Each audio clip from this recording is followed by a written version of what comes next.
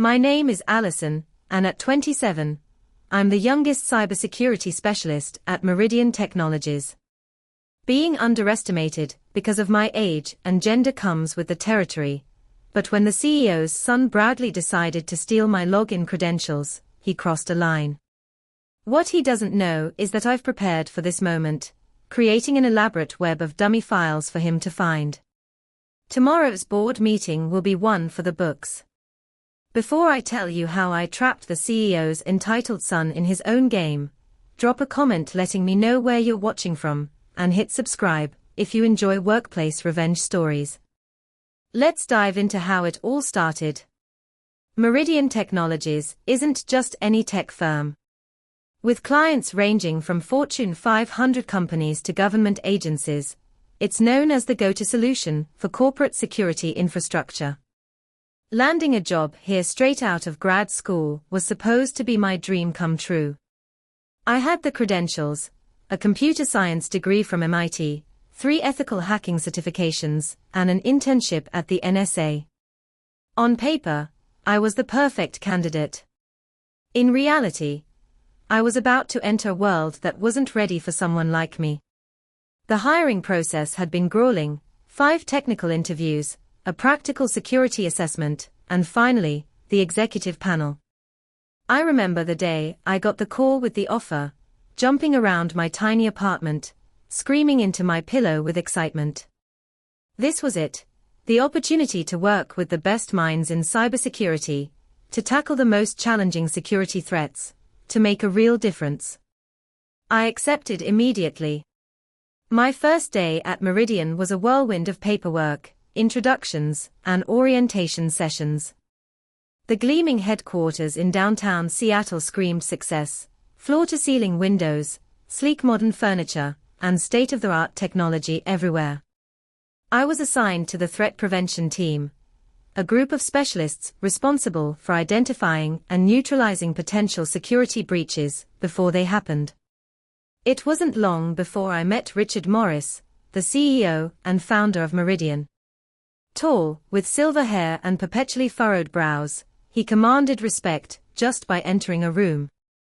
During the new hire welcome speech, he spoke passionately about the company's mission to create impenetrable digital fortresses for our clients. His words inspired me. His actions, as I would soon learn, told a different story. The culture at Meridian quickly revealed itself as what my friend Mackenzie from HR later dubbed the old boys country club with computers. Despite the company's progressive marketing and public image, the internal workings were decidedly traditional. Decision-making happened in closed-door meetings, promotions seemed based more on who you golfed with than your actual contributions, and the handful of women in technical roles were routinely talked over in meetings. My team consisted of 5 other security specialists, all men, most in their 40s. My direct supervisor, Garrett, was competent but distant, providing little guidance beyond my initial training. The message was clear: sink or swim. So I swam, taking on the most challenging assignments, staying late to familiarize myself with Meridian's proprietary security protocols, volunteering for projects others avoided. Despite my efforts, I found myself constantly having to prove my expertise. There was the time Jordan, a mid-level developer, explained basic encryption protocols to me, something I had literally written my master's thesis on. Or when my carefully prepared security assessment was questioned line by line in a team meeting, while Mike's much more superficial analysis received nods of approval. Then there was Bradley Morris, the CEO's son. At 24, he was younger than me but somehow held the title of Senior Security Strategist, a position that hadn't existed until his graduation from a middling state college with a general business degree. Bradley had his father's height and commanding presence, but none of his work ethic or experience. What he lacked in skills, he made up for in arrogance. Bradley's reputation preceded him. Within my first month, I'd heard numerous stories about his habit of taking credit for others' work. Sarah from the network infrastructure team had developed an innovative firewall protocol, only to find Bradley presenting it to the executive team as his brainchild. Derek from Data Protection had his promotion mysteriously delayed after declining to include Bradley's name on a major project he had no involvement with. I'd managed to avoid direct interaction with Bradley for my first 6 months at Meridian. My strategy was to keep my head down, let my work speak for itself, and build allies among the more reasonable colleagues. I'd found a few, Kevin from my team, who recognized talent regardless of gender, Rachel from HR, who seemed genuinely interested in improving company culture, and Marcus, a senior developer, who had been mentoring me on Meridian's custom security framework. But avoidance could only last so long in a company where the CEO's son had free rein to insert himself into any project that might boost his profile. And that's exactly what happened when Meridian landed its biggest client yet, Archer Financial, a banking conglomerate looking to completely overhaul its security infrastructure after a minor but publicly embarrassing data breach. This was the project that would change everything for me at Meridian, though not in the way I'd hoped. It would become the battlefield where Bradley's entitlement and my expertise would collide, setting in motion a chain of events that would ultimately lead to dummy files, stolen logins, and the most nerve-wracking board meeting presentation of my career. The Archer Financial Security Overhaul was the kind of project cybersecurity specialists dream about. A complete reimagining of their digital security from the ground up. Everything from employee access protocols to client data protection, network infrastructure, to threat monitoring systems. The contract was worth millions and would establish Meridian's reputation as the premier security firm for financial institutions. The announcement came during an all-hands meeting in March. Richard Morris stood at the front of the conference room, uncharacteristically animated, as he described the scope and importance of the project.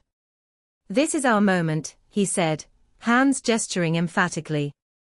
"Archer chose us over every other security firm in the country. We cannot, will not, disappoint them." A team of 8 specialists would be assembled from various departments, he explained. The selection process would be rigorous, based on expertise and performance records.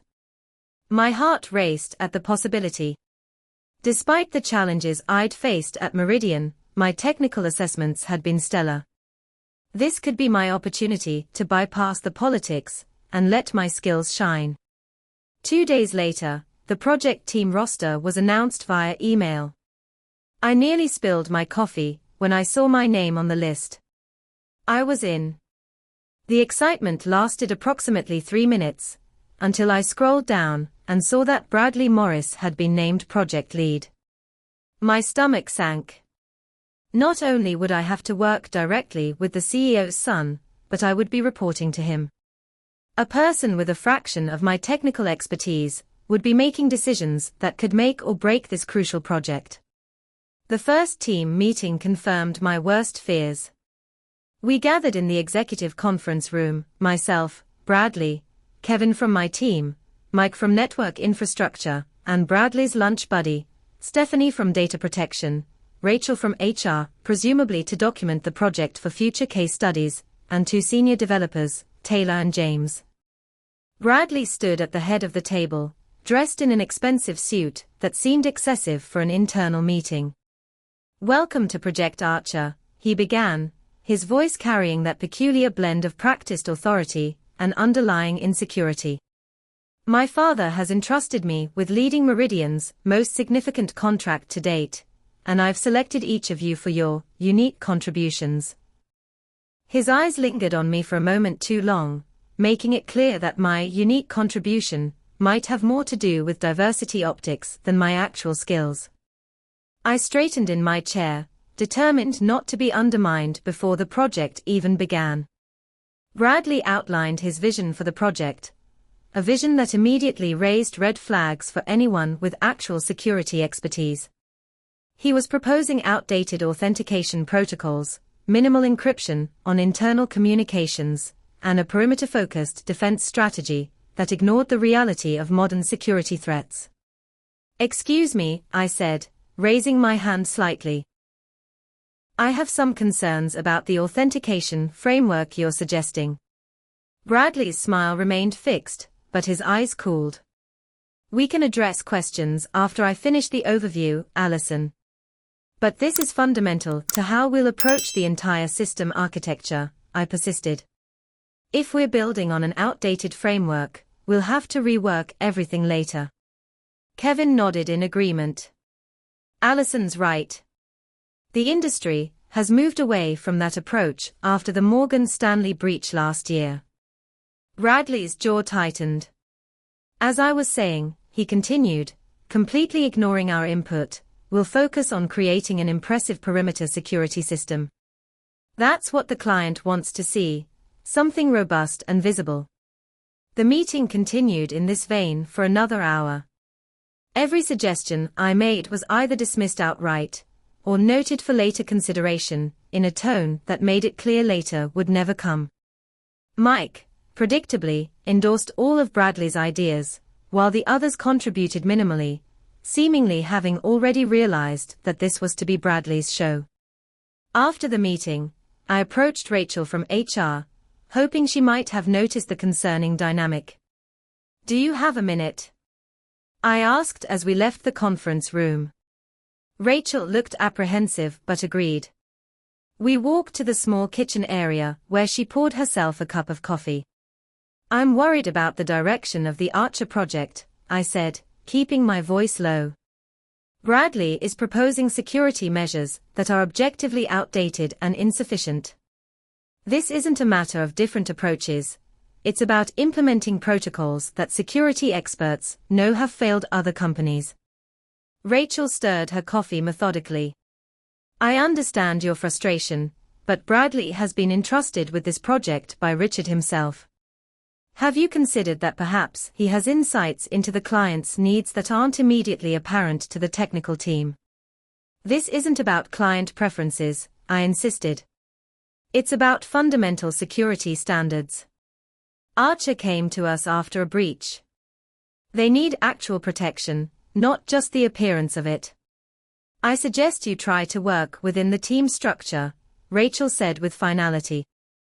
"Document your concerns if you must, but remember that challenging the project lead publicly doesn't reflect well on team players." The message was clear: fall in line or face consequences. I left the conversation feeling simultaneously deflated and more determined than ever. Later that afternoon, I caught up with Kevin in the hallway. "That was something, he said, running a hand through his short dark hair. "Is it always like this with him?" I asked. Kevin glanced around before responding. "Look, Bradley's been given this project because Richard wants to groom him for an executive position. It doesn't matter what we say, he's not here to learn from us, he's here to pad his resume." "But this is a real client with real security needs," I protested. "We can't just build something faulty because it looks good in a presentation." Kevin's expression turned serious. "I agree with you completely. But pushing back openly got Marcos from data transferred to the satellite office in Phoenix. Just be careful, okay? Document everything, do good work, and pick your battles." Over the next few weeks, the pattern continued. Bradley would make proclamations about project direction in meetings, ignore technical advice, then disappear for days, presumably to golf with clients, or attend strategic planning sessions with his father. Meanwhile, the actual team was left to somehow make his flawed vision work in practice. I took Kevin's advice and documented everything, every flawed decision, every ignored warning, every technical specification that didn't meet industry standards. I continued to raise concerns in meetings, but did so strategically, framing them as questions rather than criticisms.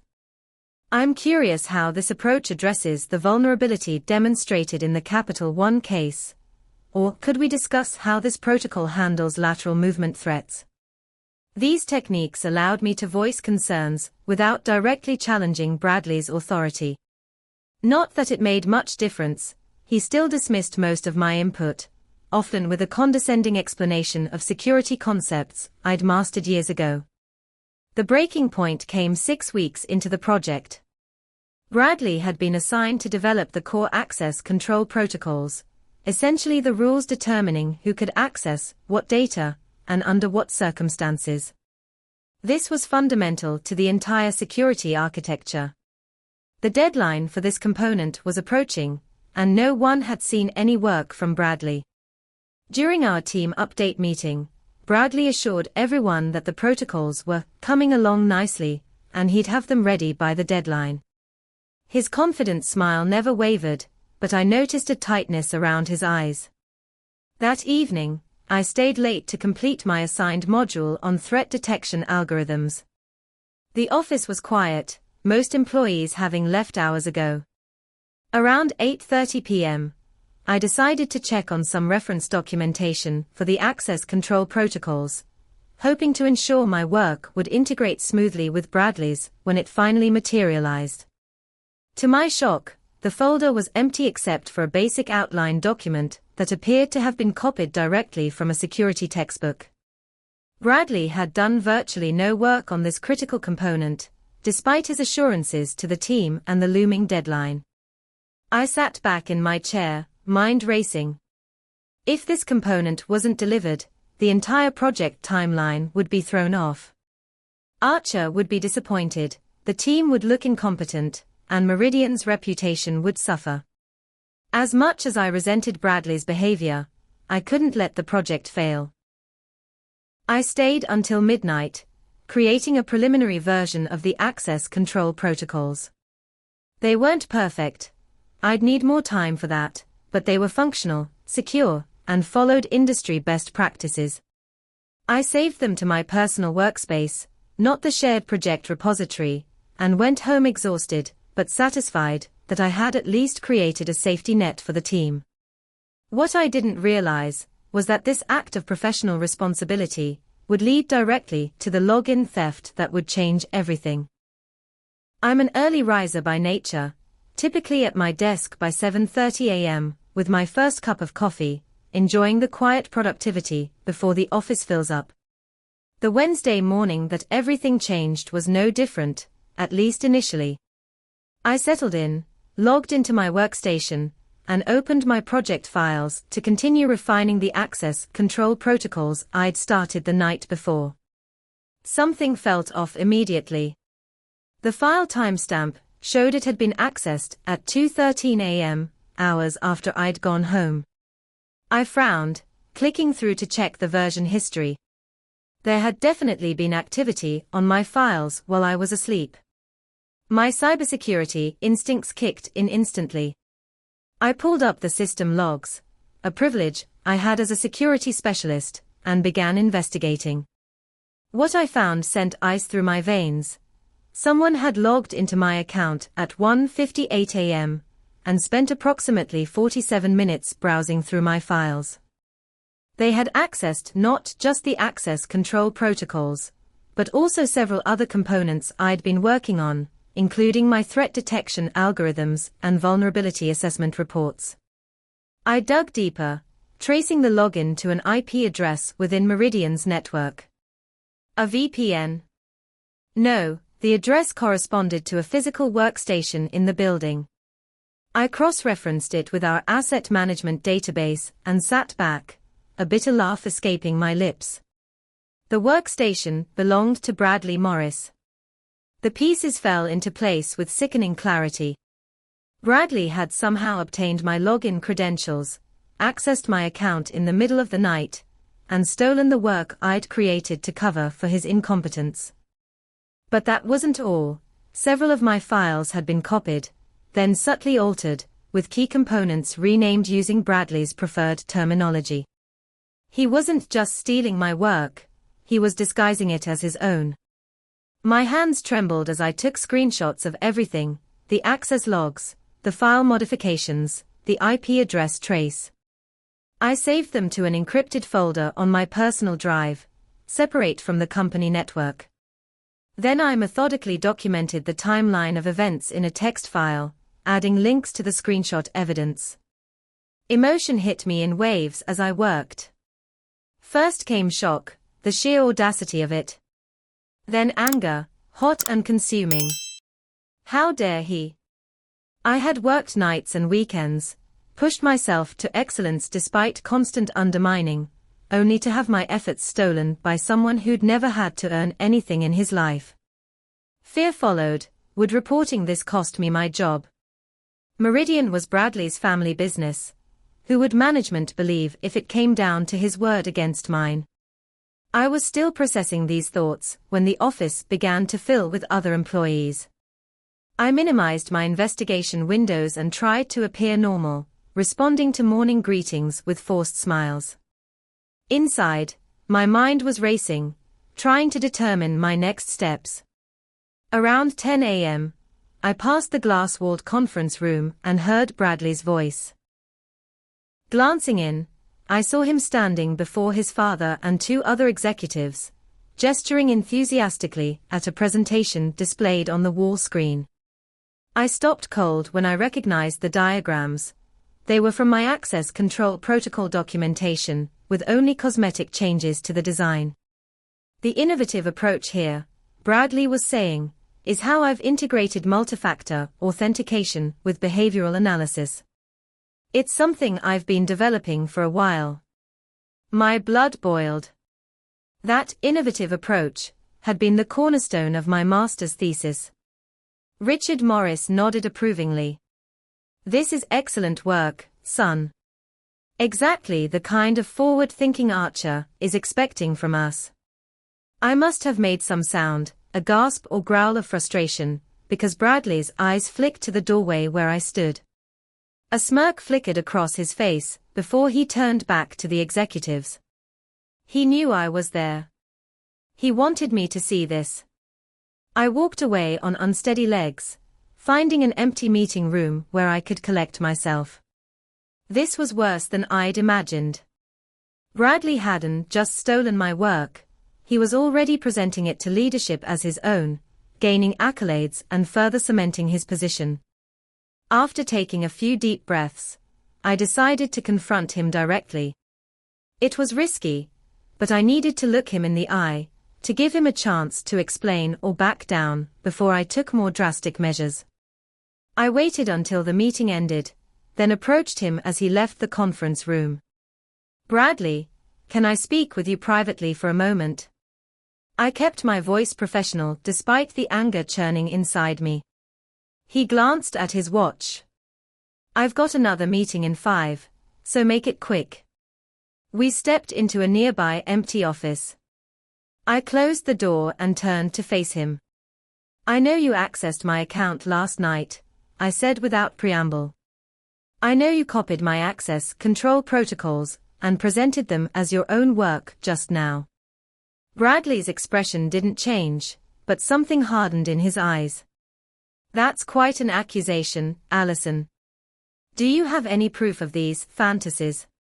System logs don't lie, I replied. I have screenshots of everything, the unauthorized access from your workstation IP, the file modifications, timestamps of when you copied and altered my work. For a moment, his confidence wavered. Then he leaned against the desk, arms crossed. And who exactly are you going to show these screenshots to? My father. HR. You think they'll take your word over mine? This isn't about words. It's about evidence. Bradley laughed, a sound entirely devoid of humor. You really don't understand how things work here, do you? Meridian is my family's company. I've been groomed to take over since I was in high school. You're just another replaceable tech worker. What you did wasn't just unethical, I pressed. It's a security violation. You used someone else's credentials to access company systems. That's exactly the kind of breach we're being paid to prevent at Archer. Look, he said, straightening up and checking his watch again, you're obviously upset that I polished and improved your preliminary work. That's what leadership is, taking raw material and making it presentable. If you want credit so badly, Maybe you should focus less on technical details and more on how to actually communicate with executives and clients. The condescension in his tone made me want to scream, but I maintained my composure. I'm giving you the opportunity to come clean. Tell your father and the team the truth, and we can move forward professionally. Bradley moved toward the door, then paused with his hand on the knob. Let me be very clear, Allison. If you pursue this, it won't end well for you. There are plenty of cybersecurity specialists looking for jobs, but only one Morris family. Choose your next steps carefully. He opened the door. Now if you'll excuse me, I have a meeting with the Archer client team. I stood alone in the empty office after he left, shaking with anger and frustration.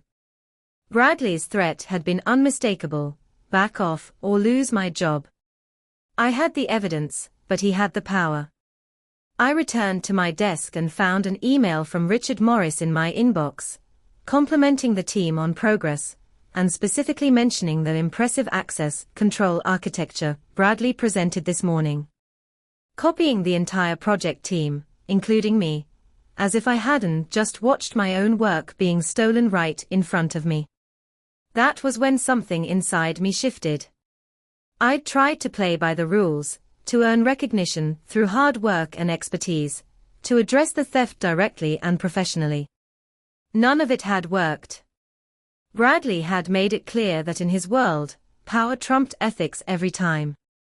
But he had forgotten something crucial: this was cybersecurity. My domain. My expertise. If Bradley wanted to play games with stolen credentials and misappropriated work, he had chosen the wrong opponent. I opened a new document and began to plan. I didn't sleep that night. My mind cycled between rage, anxiety, and moments of clarity when the outline of a plan began to form. By morning, I had moved beyond the emotional response and into strategic thinking mode, the same mental space I occupy when hunting for vulnerabilities in a security system. Bradley Morris had made a critical error. He had shown me exactly how he operated. He stole credentials, accessed accounts after hours, and took credit for work he didn't understand. More importantly, he was overconfident and technically incompetent, a dangerous combination that I could use to my advantage. I arrived at the office early the next day with a plan forming. First, I needed to protect my actual work. I created a secure, encrypted folder on a separate drive with a completely different password scheme from my main account. Into this folder went all my legitimate project files. The real access control protocols, threat detection algorithms, and other components I'd developed. Next, I began creating what I would come to think of as my technical honeypot. I started with copies of my original files, then carefully, methodically began modifying them to create convincing, but deeply flawed versions.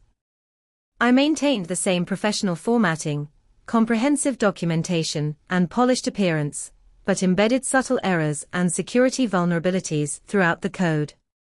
To anyone without technical expertise, like Bradley, the dummy files would look identical to the real ones. But to any security professional, the flaws would be obvious. I introduced authentication, bypass vulnerabilities, hard-coded test credentials, and unnecessarily complex encryption that actually weakened rather than strengthened data protection. The beauty of these dummy files was in their plausibility. I didn't create obviously broken code. I crafted sophisticated-looking solutions with subtle but critical flaws, the kind that would pass a visual inspection, but fail catastrophically under technical review or real-world implementation. As I worked, a sense of calm purpose replaced my earlier anger. This wasn't just about revenge. It was about justice and accountability. If Bradley wanted to steal my work and claim credit, he would have to accept the consequences of presenting flawed security solutions as his own. I stayed late that night, carefully placing the dummy files in my regular work directory, making sure the timestamps and file structures mimicked normal development patterns. I created a fake development log showing my progress on these files, with commits and notes that anyone checking the history would find convincing. The real challenge was setting up a monitoring system to track when Bradley accessed my account again. I needed irrefutable proof, not just that he had stolen my credentials, but that he had specifically taken these dummy files. I wrote a discrete script that would log any access to these specific files, recording timestamps, actions taken, and destination if the files were copied. The logs would be sent to my personal email, giving me an alert system that existed outside Meridian's network. Around 9 p.m., Kevin stopped by my desk, looking surprised to find me still there. "Working late again?" he asked, setting down his laptop bag. I was just coming back to grab my phone charger. I minimized my screen reflexively. "Yeah, just trying to stay ahead of the Archer deadlines." Kevin studied me for a moment. "Everything okay? You've seemed intense today." I hesitated. Kevin had been a supportive colleague, one of the few who treated me as an equal. Could I trust him with even a partial version of my plan? The risk of confiding in anyone was substantial, but I also recognized that having an ally might prove crucial. "Not really," I admitted. Bradley presented my access control protocols to the executive team yesterday. As his own work. Kevin's expression darkened. "Are you serious?" I mean, I'm not surprised, but still. That's crossing a line." "It gets worse," I said, lowering my voice. "He accessed my account in the middle of the night to get them. I have the logs to prove it." "That's not just unethical, it's a security breach," Kevin said, unconsciously echoing my earlier confrontation with Bradley. "Have you reported it?" I gave a bitter laugh. "To who?" "His father.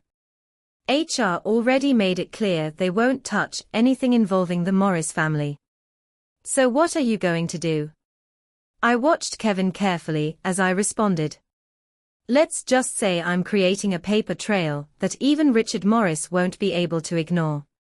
Kevin seemed to understand my meaning without requiring details. He nodded slowly. "Just be careful, Allison. Bradley has a lot of protection here." "I know. But some things are worth fighting for." Kevin hesitated, then said, "I can't be directly involved. I need this job, but I won't interfere with whatever you're doing. And if it comes down to it, I can verify that the original protocols were your work." It wasn't full-throated support, but in Meridian's political environment, it was significant. "Thanks, Kevin. That means a lot." After Kevin left, I finished implementing my monitoring system and made a final review of the dummy files. They were perfect, professionally presented but fundamentally flawed. I logged out around 10:30 p.m., exhausted but satisfied with my preparation. The waiting game began the next day. I continued my normal work routine, making visible progress on other aspects of the project while monitoring any activity on my dummy files. Bradley maintained his usual schedule of long lunches, closed-door meetings with his father, and minimal actual work. 3 days after I set my trap, my phone buzzed with an email alert at 1:42 a.m. My monitoring system had been triggered. Someone was accessing my account and viewing the dummy access control files. The logs showed repeated access over the next 30 minutes, culminating in the files being copied to another location on the network, Bradley's personal drive. I allowed myself a small, grim smile in the darkness of my bedroom. The first phase was complete. Bradley had taken the bait. Now I had to wait and watch as the consequences unfolded. The final test would come when Bradley inevitably presented these flawed security protocols as his own work, either to the project team or, if I was particularly lucky, directly to the Archer financial clients themselves. As I drifted off to sleep, I felt no satisfaction, only resolve. Tomorrow would bring new challenges as my plan continued to unfold. The week that followed was the strangest of my professional life, a bizarre dance of pretense and observation, as I watched Bradley unknowingly seal his own fate. Every morning, I checked my monitoring logs to track his interactions with the dummy files. He had accessed them multiple times, each session lasting longer than the last as he presumably tried to understand the technical details well enough to present them as his own work. In team meetings, Bradley's confidence reached new heights. He spoke authoritatively about the robust security architecture he was developing, using buzzwords he had clearly picked up from my documentation without understanding their technical significance. When questioned about specific implementation details by Taylor, one of the senior developers, Bradley deflected masterfully. The proprietary nature of the solution requires a certain discretion at this stage, he said, with a practiced executive smile. All will be revealed in the final presentation. I maintained a neutral expression during these performances, taking notes and asking occasional clarifying questions, as if I were just another team member impressed by his leadership. Inside, I was cataloging every false claim, every misused technical term, building my case for when the moment of truth arrived. My opportunity to gauge Bradley's understanding of the stolen work came during a technical review session 10 days after I'd laid my trap. We were working in smaller groups, and I found myself paired with Bradley and Mike to evaluate the integration of various security components. I noticed you're using a modified Diffie-Hellman key exchange in the authentication protocol, I said to Bradley, referencing one of the deliberately flawed elements I'd included in the dummy files. What made you choose that over the more standard approaches? Bradley barely concealed his momentary panic before recovering with, "It's about balancing innovation with reliability. Sometimes the standard approaches don't provide the competitive edge our clients expect." Mike nodded enthusiastically, though I knew he had to recognize the technical nonsense Bradley was spouting. The modified key exchange I'd created would actually create a massive vulnerability in the authentication system, something any competent security professional would immediately identify. "Interesting approach," I said mildly. "I look forward to seeing how it performs in testing." Bradley's eyes narrowed slightly at my comment, perhaps detecting a note of insincerity, but he quickly moved the conversation to another topic. As the project deadline approached, Richard Morris announced that Bradley would give a formal presentation of the security architecture to the Archer financial executives the following week. This would be the culmination of the first phase of the project, the design and architecture that would guide all subsequent implementation work. "This is our opportunity to showcase Meridian's innovative approach to financial security," Richard told the team, his hand resting proudly on his son's shoulder. "Bradley will present the comprehensive security architecture, demonstrating why Archer made the right choice in partnering with us." The timeline was perfect. Bradley would be presenting my dummy files to actual clients, financial industry executives, who had specifically hired Meridian after experiencing a security breach. The stakes couldn't be higher. That evening, Kevin caught up with me in the parking garage. "Is everything still proceeding with your paper trail?" he asked quietly, glancing around to ensure we weren't overheard. "Right on schedule," I confirmed. "Bradley's presenting to Archer next week." Kevin winced. "That's a high-profile moment for things to go wrong." "Are you sure about this, Allison?" "It won't just be Bradley who looks bad if the presentation tanks. The whole company's reputation is on the line." His concern made me pause. Was I being selfish? Was my desire for justice putting everyone's jobs at risk? I had been so focused on exposing Bradley that I hadn't fully considered the collateral damage. "I'm not trying to sabotage Meridian," I said finally. "Just to expose someone who's been stealing work and credit. I have the real protocols ready to go, the actual, secure version that will protect Archer properly. Kevin studied me for a long moment, then nodded. Just be prepared for how ugly this could get. Richard won't take kindly to his son being humiliated, even if you're in the right. His words stayed with me that night as I reviewed my plan. The stakes were indeed higher than I had initially acknowledged. If Bradley crashed and burned spectacularly, Richard might well blame me regardless of the evidence. I could be sacrificing my career at Meridian, perhaps even in the industry, if Richard was vindictive enough to blackball me. Was it worth it? The question haunted me as I tossed and turned that night. By morning, I had my answer, yes. Not just for my own professional integrity, but for every Sarah and Derek and Marcos who had been stepped on by Bradley's entitlement. For the principle that expertise and hard work should matter more than nepotism. And most importantly, for Archer Financial's customers, who deserved actual security, not just the appearance of it. 3 days before the presentation, Bradley scheduled a dry run for the project team and select executives. I arrived early, taking a seat toward the back of the conference room where I could observe everyone's reactions. The room filled quickly with team members, Richard and 2 other executives, and even Rachel from HR, presumably to document the successful project approach. Bradley stood at the front, immaculately dressed as always, exuding confidence as he distributed presentation handouts. His father beamed with pride from the front row. Today, I'll be walking you through the comprehensive security architecture we've developed for Archer Financial, Bradley began, clicking to his first slide, a high-level overview diagram I recognized from my dummy files. For the next 4 to 5 minutes, I watched with a mixture of fascination and dismay as Bradley presented the fatally flawed security architecture with complete conviction. He had clearly rehearsed extensively, smoothly describing each component and its purpose, occasionally adding flourishes that weren't in my original documentation, claims that made the technical errors even more pronounced. I observed the reactions around the room.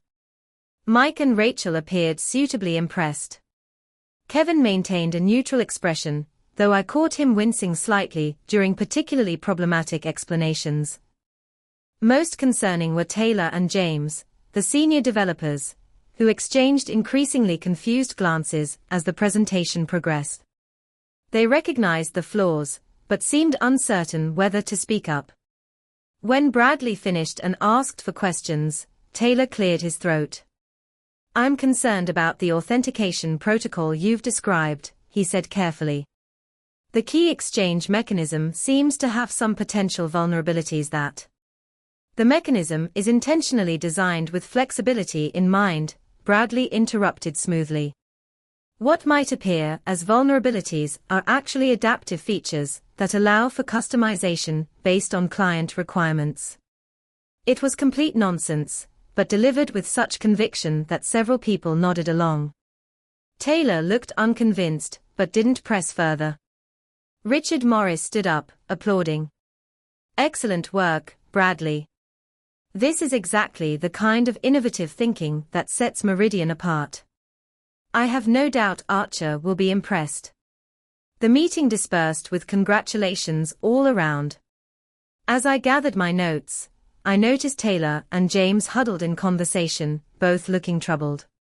They had recognized the technical problems, but had been effectively silenced by Bradley's confidence and Richard's endorsement.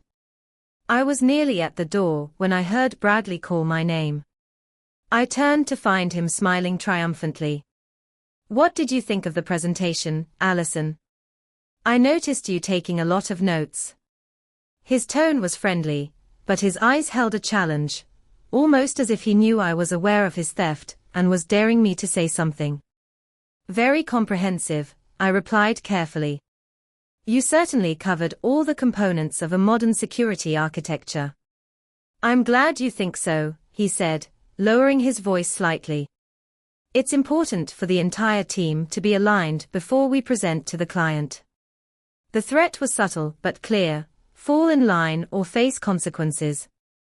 I nodded politely and left, my resolve strengthening with every step. That night, I received an email notification at 11:27 p.m. Bradley had submitted the final presentation materials and technical documentation, my dummy files, with his name prominently displayed as the architect, to the company's content management system. They were now officially part of the project record, ready to be presented to Archer Financial. Tomorrow was the big day. I barely slept that night, my mind racing through all the possible outcomes.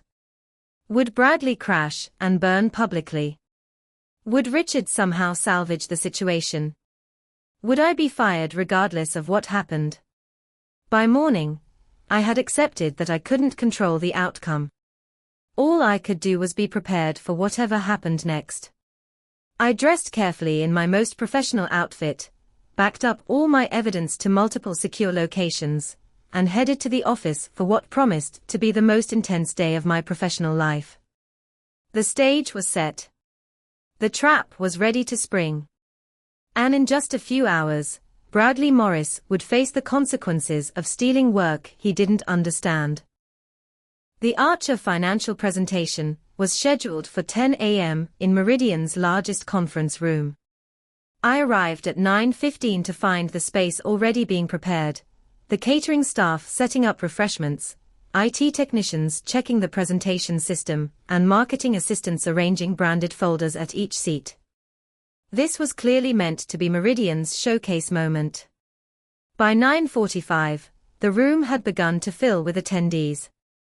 The Archer delegation was substantial, their CIO, CISO, 2 board members, and their internal security team lead. From Meridian, Richard Morris greeted them personally, while various executives and team members found their seats. Bradley stood near his father, looking polished in an expensive suit, occasionally checking his notes with what appeared to be calm confidence. I took a seat toward the back of the room, my laptop open to take notes. Kevin slipped into the chair beside me. "Big day," he murmured. "Are you ready for whatever happens?" I nodded slightly, not trusting myself to speak. My mouth was dry, my heart racing despite my outward composure.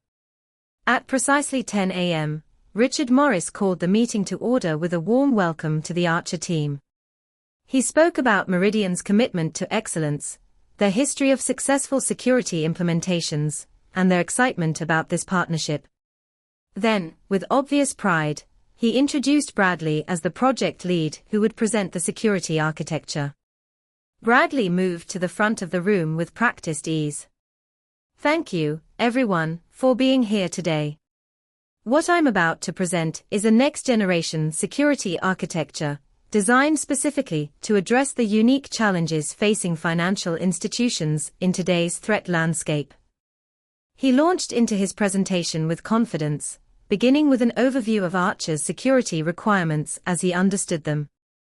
The slides were polished, the delivery smooth. For someone without technical knowledge, it would have been impressive. About 15 minutes in, I noticed the first signs of confusion from the Archer security team. Their lead, a woman named Diana Reynolds with an impressive cybersecurity background, was frowning slightly as Bradley described the authentication protocols, the same flawed approach I had deliberately designed with obvious vulnerabilities. Diana raised her hand during a brief pause. "Could you elaborate on the key exchange mechanism? It seems unusually complex for what should be a straightforward process." Bradley didn't miss a beat. "The complexity actually serves a purpose. By incorporating multiple encryption layers, we create redundancy that prevents single points of failure. It was complete nonsense. In security, unnecessary complexity often creates vulnerabilities rather than preventing them, but Bradley delivered the explanation with such authority that several people nodded along. Diana didn't appear convinced but allowed Bradley to continue. He moved on to the access control systems, another area where I had embedded subtle but critical flaws. Archer's CIO, Martin Chen, interrupted this time. "Sorry, But the role-based access control you're describing seems to have a circular permission structure. Wouldn't that potentially create privilege escalation vulnerabilities? The room tensed slightly. This was a direct technical challenge that couldn't be dismissed with vague assurances. Bradley hesitated for the first time. The circular structure is actually by design. It allows for more flexible permission assignments in complex organizational hierarchies. Martin exchanged glances with Diana, both clearly troubled by this explanation. In the security world, flexible often meant exploitable. Bradley continued, but his rhythm was disrupted. As he moved through each component of the architecture, the intrusion detection system, data encryption protocols, network segmentation approach, the questions from the Archer team became more pointed and frequent. Their confusion was evolving into concern. Richard Morris had begun to shift uncomfortably in his seat, his expression darkening as he sensed the growing skepticism in the room. He attempted to interject occasionally with broad statements about Meridian's proven track record, but the technical nature of the questions made his contributions ineffective. The breaking point came when Bradley reached the section on threat monitoring and response. Diana Reynolds raised her hand again, but her tone had changed from questioning to alarmed. Mr. Morris, the monitoring system you've just described contains a fundamental flaw that would render it essentially useless against sophisticated attacks. The signature-based detection, with no behavior analysis, would miss even moderately advanced threats, and the delayed alert system would give attackers hours of undetected access. This doesn't meet basic industry standards, let alone the enhanced security Archer requires after our recent breach. The room fell silent. Bradley stared at Diana, his confident facade crumbling visibly. He shuffled through his notes as if searching for a rebuttal that didn't exist. Richard Morris stepped forward. Perhaps we should take a short break to address these technical concerns privately. Bradley, can you clarify? I'm afraid there's more, Mr. Morris, Diana continued firmly. Throughout this presentation, we've noted multiple critical security vulnerabilities. The authentication protocols would be susceptible to man-in-the-middle attacks. The encryption implementation would likely fail regulatory compliance requirements. The access controls contain circular references that any skilled attacker could exploit. She looked directly at Bradley. To be frank, implementing this architecture would leave Archer less secure than we are now. Bradley's face had gone pale. These are advanced concepts that may appear problematic when viewed in isolation. The integrated approach addresses these apparent vulnerabilities. Martin Chen, Archer's CIO, closed his presentation folder with an audible snap. Mr. Morris, both Mr. Morrises, I'm deeply concerned by what we've seen today. We specifically chose Meridian for its technical expertise and security reputation. This presentation suggests either a fundamental misunderstanding of modern security principles or, worse, a willingness to implement knowingly flawed systems. The room erupted in tense murmurs. Richard Morris's face had turned an alarming shade of red as he attempted to regain control of the situation. There has clearly been a misunderstanding, he said, his voice tight. Bradley, perhaps you can address these concerns directly. Bradley looked like a cornered animal. The documentation may have contained some preliminary concepts that weren't meant for presentation. I can provide updated materials that address these concerns. When? Martin asked bluntly. Our timeline is already aggressive, and we need confidence in the fundamental architecture before proceeding. Before Bradley could respond, I made my decision. I stood up from my seat, laptop in hand. Mr. Chen, Ms. Reynolds, if I may, I said, my voice steady despite my racing heart. I believe I can shed some light on this situation and provide the actual security architecture that would meet Archer's requirements. All eyes in the room turned to me. Richard Morris looked thunderous, while Bradley's expression shifted from panic to fury. "Allison, this is not the appropriate time," Richard began. "With respect, sir, I believe it is," I interrupted, moving toward the front of the room. "Archer deserves to know exactly what happened here." I connected my laptop to the presentation system, bringing up my own screen. "My name is Allison Mitchell, and I'm a cybersecurity specialist on the Archer project team. What you've just seen is not the actual security architecture that Meridian's technical staff has developed." "What are you doing?" Bradley hissed, but I continued. 2 weeks ago, I discovered unauthorized access to my account from Bradley's workstation in the middle of the night. My files, including security protocols I had developed, were copied and modified. I brought up the system logs I had preserved, highlighting the relevant entries. After confronting Bradley about this theft and being threatened with termination, I made a decision. I clicked to the next screen, showing the dummy files I had created alongside the actual security architecture I had developed. I created intentionally flawed security protocols and left them where they would be found by anyone accessing my account without authorization. Meanwhile, I continued developing the actual, secure architecture that would protect Archer's systems appropriately. The room was completely silent now. I gestured to my screen, which showed the proper authentication protocols, access controls, and threat monitoring systems, all designed according to industry best practices and Archer's specific requirements. This is the actual security architecture that Meridian's technical team has been developing. It addresses all of Archer's requirements while implementing multiple layers of genuine protection. Diana Reynolds had moved closer to examine my screen, her expression shifting from skepticism to professional interest. "This approach makes much more sense," she said, scanning the details. "The zero-trust model with adaptive authentication, proper encryption implementation, anomaly-based threat detection, this is what we expected from Meridian." Bradley found his voice. "This is ridiculous. She's making all of this up because she's jealous of my position. There was no unauthorized access."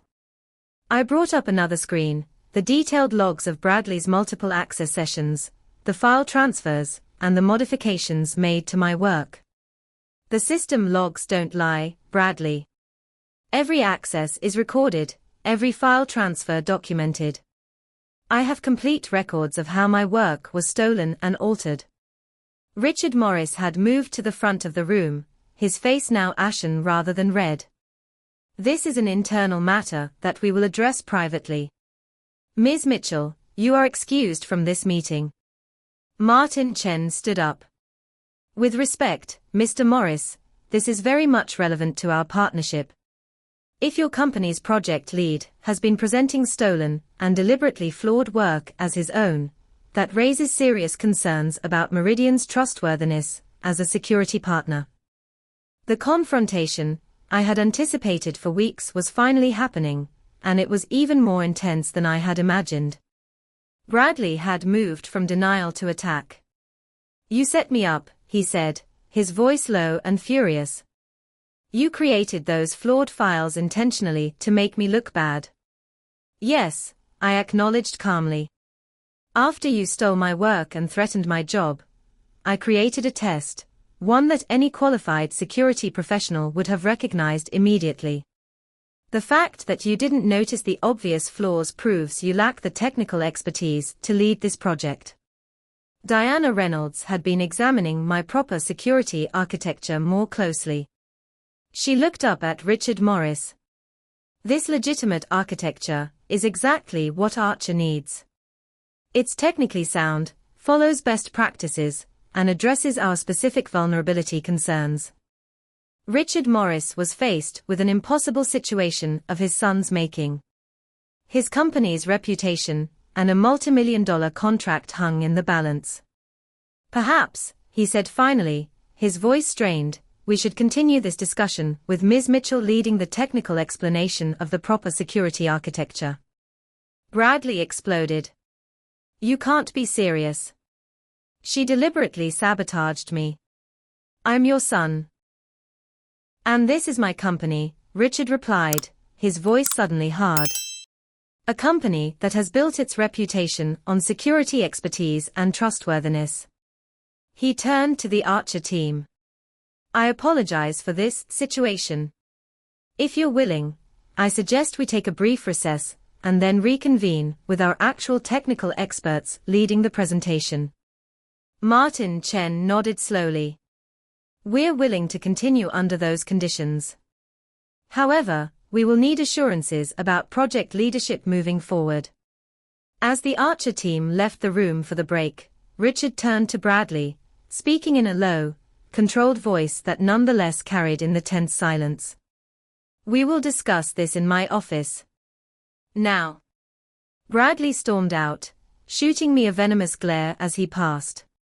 Richard looked at me with an unreadable expression. Ms. Mitchell, please prepare to present the legitimate architecture when we reconvene. He followed his son out of the room. The remaining Meridian team members sat in stunned silence. Kevin moved beside me as I prepared my presentation materials. That was either the bravest or craziest thing I've ever seen, he said quietly. Probably both, I admitted, my hands shaking slightly now that the adrenaline was wearing off. I might be updating my resume after today. Maybe not, Kevin said, nodding toward the door where Diana Reynolds had re-entered and was approaching us. Ms. Mitchell, she said, extending her hand. That was quite a revelation. I'd like to hear more about how you developed the legitimate architecture, particularly the adaptive authentication components. They align perfectly with what we were hoping to implement. For the next 15 minutes, Diana and I discussed technical details of the security system. The conversation flowed naturally between security professionals who respected each other's expertise, exactly the kind of interaction I had hoped for when joining Meridian. When the meeting reconvened, Richard Morris returned alone. Bradley was nowhere to be seen. Richard addressed the room with the stiff formality of someone doing their professional duty despite personal discomfort. On behalf of Meridian Technologies, I apologize for the earlier presentation. There has been a significant lapse in judgment and process that I take full responsibility for as CEO. Moving forward, Allison Mitchell will serve as the technical lead for the Archer project, with direct reporting to me. He nodded toward me. Ms. Mitchell, please proceed with the presentation of the actual security architecture. For the next hour, I walked the Archer team through the legitimate security design. The atmosphere transformed from tense confrontation to productive collaboration as we discussed implementation details, potential enhancements, and timeline considerations. By the end, Martin Chen was nodding with approval, and Diana Reynolds was actively suggesting modifications that would further strengthen the architecture. As the meeting concluded, Martin addressed Richard directly. Mr. Morris, while we are troubled by today's events, we appreciate your swift action to correct the situation. Meridian's actual technical expertise, as demonstrated by Ms. Mitchell, is impressive. We're prepared to continue our partnership under the new project leadership. Richard nodded stiffly. Thank you for your understanding. You have my personal assurance that nothing like this will happen again. As the room cleared out, Richard approached me. His expression was complex, a mixture of anger, respect, and resignation. My office, 10 minutes, he said simply, before walking away. I packed up my materials, unsure whether I was about to be fired or promoted, but certain that whatever happened next, I had stood up for my work and my principles.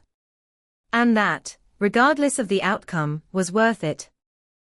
The walk to Richard Morris's office felt like the longest of my life. My professional future hung in the balance, suspended between vindication and potential career suicide. I'd exposed his son's dishonesty and incompetence in front of major clients, a necessary action, but one that could easily result in my immediate termination, despite the technical rightness of my position. Richard's executive assistant gave me a curious look as she waved me directly into his office. Clearly, word was already spreading through the company grapevine. I found Richard standing at his window, looking out over the Seattle skyline. He didn't turn immediately when I entered, and the silence stretched uncomfortably until he finally spoke. "Sit down, Allison." I took a seat across from his imposing desk, maintaining my professional composure despite my racing heart. Richard turned and studied me for a long moment before sitting down himself. "In 30 years of building this company, I've never experienced anything quite like what happened in that conference room today." I remained silent, waiting for him to continue. "What you did was insubordinate, potentially damaging to Meridian's reputation, and involved deliberately creating flawed security protocols, something antithetical to our company's mission." His voice was measured, controlled. I prepared myself for the termination that seemed inevitable. It was also, Richard continued unexpectedly, necessary given the circumstances. He sighed heavily, suddenly looking older. "Bradley has been removed from the Archer project, effective immediately.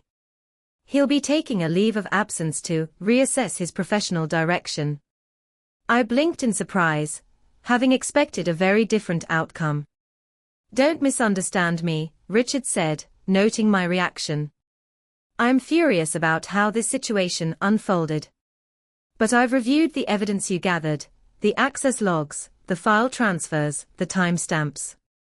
The facts are incontrovertible.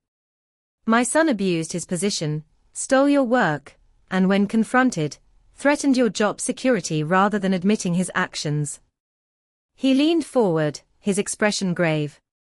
"Meridian cannot afford to lose the Archer contract. More importantly, we cannot afford to compromise our integrity as a security firm.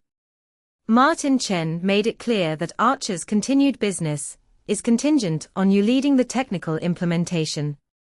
"I understand, sir," I said carefully. "Do you?" Richard asked sharply. "Because here's what I understand. You will officially be promoted to technical project lead for the Archer implementation, reporting directly to me. Your compensation will be adjusted accordingly. But this promotion comes with strict conditions." He ticked them off on his fingers. "First, this trap you set, while understandable in context, cannot become common knowledge within Meridian.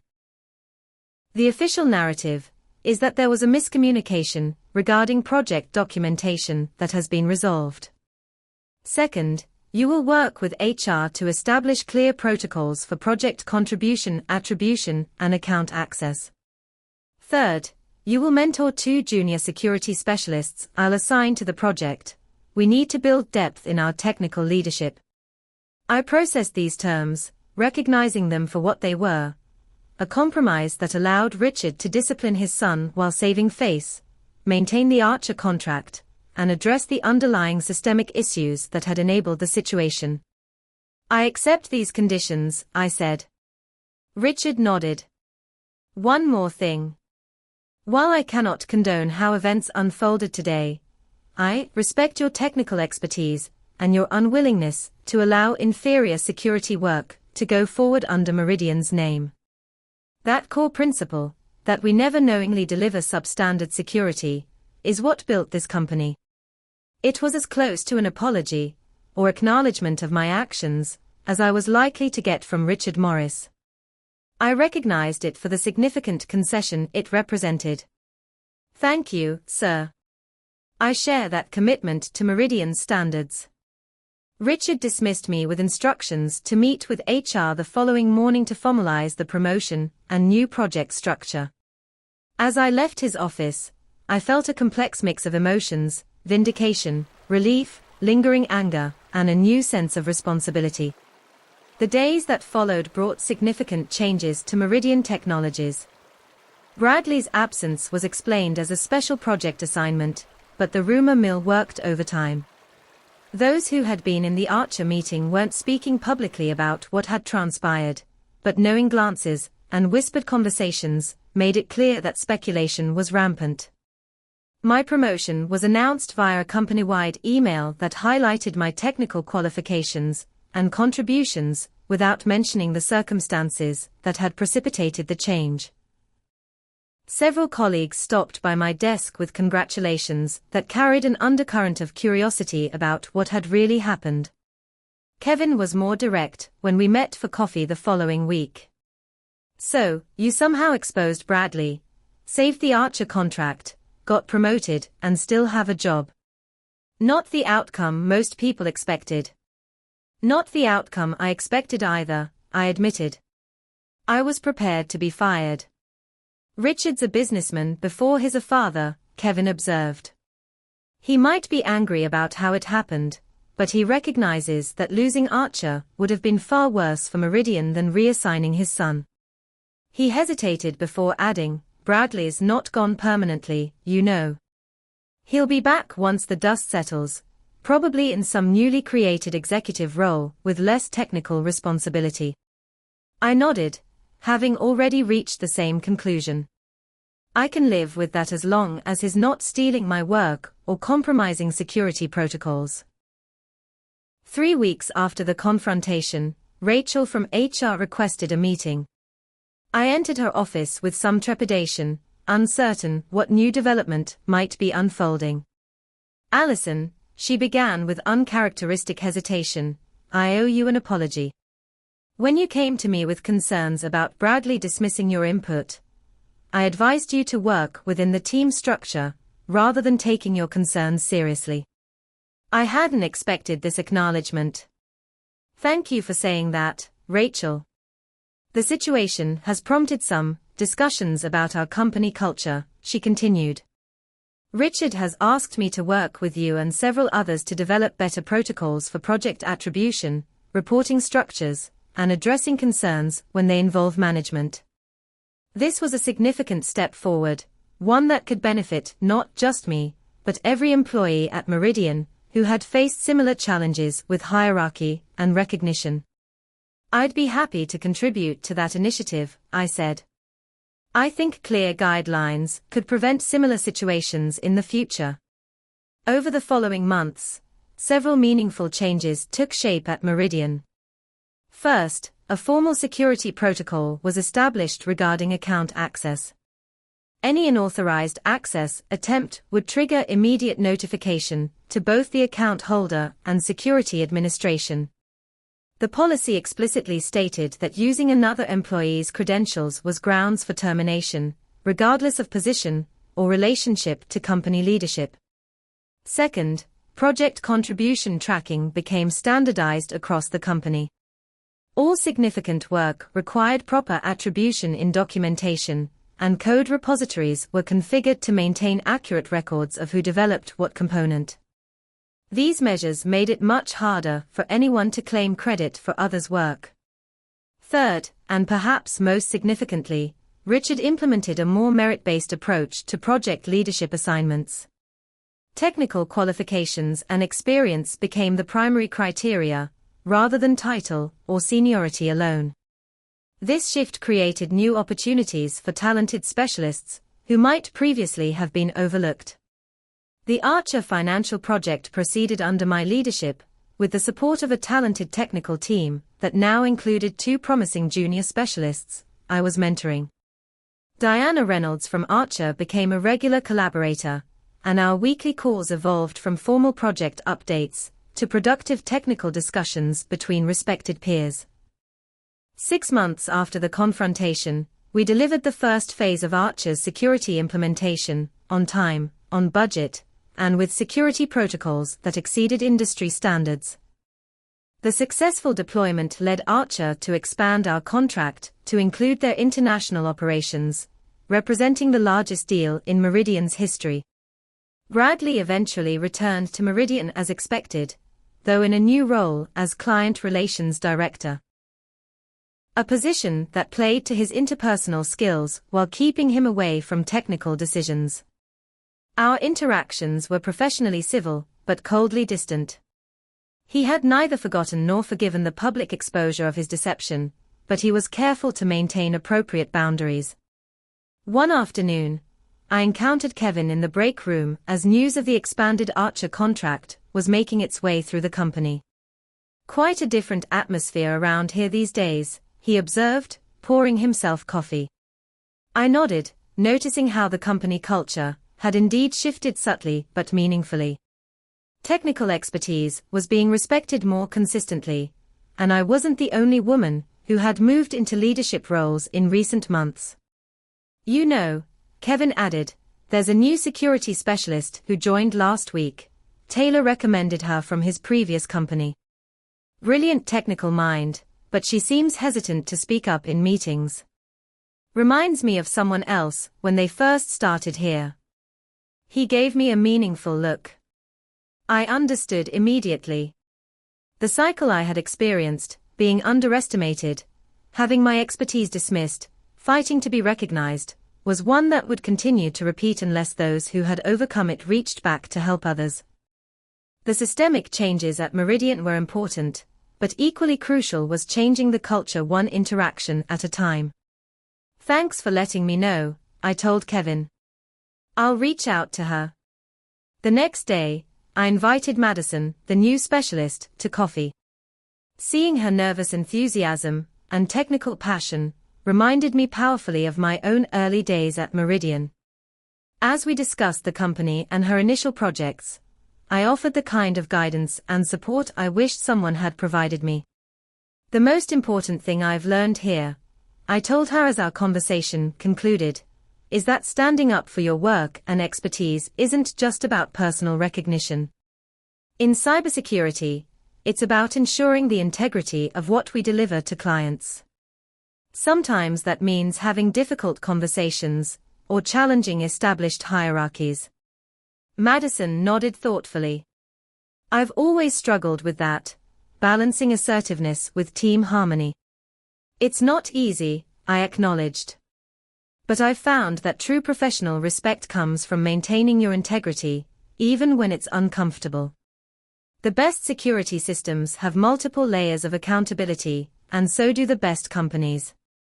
As I watched Madison return to her desk with new confidence, I reflected on my journey at Meridian. The trap I had set for Bradley had been born of frustration and anger, but it had ultimately led to positive change, not just for me, but for the company as a whole. I had learned that standing up for yourself didn't have to mean burning everything down. Sometimes it meant creating space for rebuilding something better.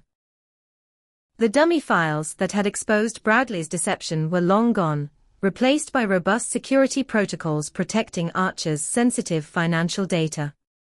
But the lesson they represented remained: in cybersecurity and in professional life, the most secure system is one where everyone is held accountable, regardless of their last name. Have you ever had to stand up for yourself at work, even when it felt risky? I'd love to hear your stories in the comments. Don't forget to like and subscribe if you enjoyed this workplace justice story, and share it with anyone who might need a reminder that sometimes, standing your ground is worth it. Thanks for listening, and remember, your expertise matters, your work has value, and your integrity is worth protecting.